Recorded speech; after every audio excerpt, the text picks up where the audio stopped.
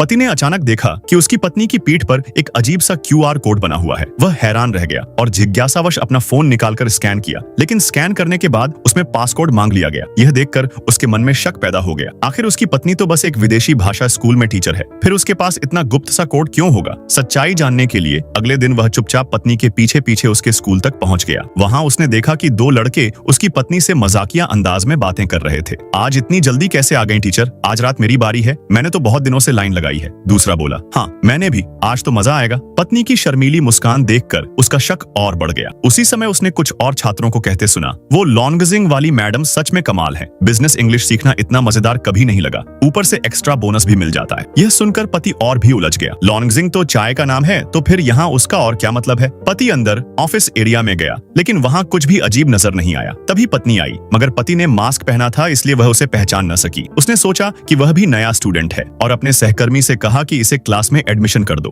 अंदर क्लास में अंग्रेजी की पढ़ाई बिल्कुल सामान्य चल रही थी। पति को लगा शायद उसने बेवजह शक कर लिया, लेकिन अगले ही पल उसने देखा कि कुछ खूबसूरत टीचर काले स्टॉकिंग पहनकर जल्दी जल्दी किसी और दिशा में जा रही थीं, जहां से अजीब सी आवाजें आ रही थीं। उसे यकीन हो गया कि असली राज वहीं छुपा है। वह उधर जाने ही वाला था कि एक स्टाफ मेंबर ने रोक लिया और कहा, सर आप गलत जा रहे हैं, आपकी क्लास इधर है। मजबूरी में वह उनके साथ बैठ गया। चाय ऑफर की गई तो उसने झिझकते हुए कहा, मुझे यूचिंग लॉन्गजिंग चाहिए। स्टाफ बोला, माफ कीजिए सर, हमारे पास वो नहीं है, रेड टी है, लीजिए। पति ने रेड टी ले ली, लेकिन उसका शक और गहरा गया। क्लास से बाहर निकलकर वह फिर छुपकर उस रहस्यमयी जगह की ओर गया, लेकिन सामने से स्टाफ टकरा गया और बोला कि वहाँ केवल प्राइवेट रूम है, सिर्फ मेंबर्स को ही एंट्री है। पति ने बहाना बनाकर वहाँ से निकलना ही ठीक समझा। रात को वह सो नहीं पाया। दिन भर सुनी हुई बातें उसके दिमाग में गूंजती रहीं। उसने सोचा, सब क्यों रात का जिक्र कर रहे थे? अगली शाम वह फिर चोरी छिपे पत्नी के स्कूल पहुंचा। इस बार उसने देखा कि लोग लॉन्गजिंग नाम की चाय की बड़ी बड़ी पेटियां अंदर ले जा रहे थे और पत्नी खुद चुपके से उनके पीछे पीछे गई। उसकी आंखों में अजीब सा डर